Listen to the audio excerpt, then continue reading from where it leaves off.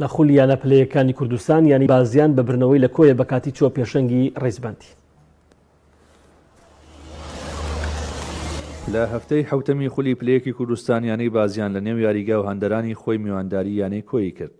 بازیان بۆ گەشتن بە پلەی یەکەمی ڕێزبەندی، کۆیەش بۆ دەربازبوون لە ناوچەی دابەزین هاتنە ناو یاریگاوە.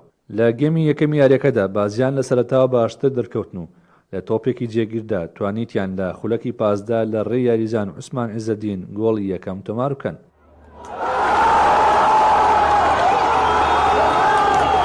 دوای گۆڵەکە کۆیە خۆی کۆ کردەوە و چەند هێرشێکی مەترسیداری بردە سەر گۆڵی بازیان و سەرجەمیان بێ ئەنجام بوون و گێمی یەکەم بە پێشکەوتنی بازیان کۆتایی هات. لە گێمی دووەمدا یانەی خاوەن ماڵ بۆ پارێزگاری لە ئەنجامی یاریەکە بە بەرگری چڕ و لە نیوە یاریگای خۆی و بە شێوازی هێرشی هەڵگەڕاوە یاری دەکرد. هەرچی یانەی میوانیش بوو باڵا دەستر بوو، چەندین هەلی گۆڵکردنیان بۆ دروست بوو بەڵام نەیانتوانی گۆڵی بەرامبەر تۆمار بکەن. سەر ئەنجام یاریەکە بە تاکە گۆڵێک لە بەرژەوندی بازیان مکۆتا هات و سێ خاڵی تری لە یاریگای خۆی بەدەستهێنا.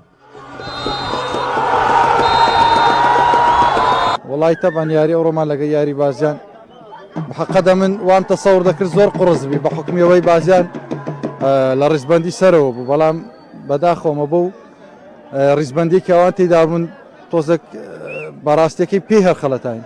ئەگەنا بیدایەت لە شەوتی یەکەم ئەگەر خۆتان بینیویتان غێری ئەو تۆپە سابتەی کە گۆڵیان پێکرد هەر لە خولێکی 15 کە گۆڵەکەمان خوارد تا خولێکی کۆتایی ئەمە مسەیتەر بووین و فرسەشمان زیاتر بوو. ئەمە زیاتر ئیشمان لەسەر بە تایبەت شەوتی دوم ئیشمان لەسەر مەساحەی بینی دیفاع و خەتی وەسەتیان کرد. زۆریشمان تۆپ وەرگر لەو مەساحەی، بەڵام ئیستیغلالی فرسەکانمان نەکرد. فرسەکانمان یعنی عەلە الأقل دەبایە 2 هەتا 3مان گۆڵ کردبا، بەڵام ئەوە تۆپی پێ ینی دایمەن شەرنی ئەو تیپەی کە باش یاری دەکا سەرکەوتن بەدەستبێنی پیرۆزبایی لە بازیان دەکرد. ئەوی ڕاستبێ ئەمڕۆ لە حوتەم یاریماندا لە خولی پلەیەکی کوردستان ڕوبەڕووی یانەی وەرشی کۆیە بووینەوە لە مەلعەبی خۆمان. ڕاستەکەی یاری پێشوو لە دەرەوە بین لەگەڵ یانی وەرشی دووەک تعادلمان کردو. ئەم یارێ گرنگیەکی تایبەتی بۆ ئێمە هەبوو فۆز بێنین، چونکە بە فۆز دەچوونەوە سەدارە. ڕاستەکەی کۆی یەکێکە لە نادێ باشەکانی دەوری پلەیەکی کوردستان. سوپاس و ستایش بۆ خوای گەورە، بە ئاست و بە ئەنجامیش براوە بین. حەمد و شکر بۆ خوای گەورەی. بەم برنەوەیەش یانەی بازیان بە کۆکردنەوەی 15 خاڵ بە شێوەیەکی کاتی چووە پێشەنگی ڕێزبەندی و یانەی کۆیەش بە 3 خاڵ لە پلەی پێش کۆتایی خولی پلەیەکی کوردستان دەبینرێت. ڕەبین محەممەد، کەناڵی پەیام، بازیان.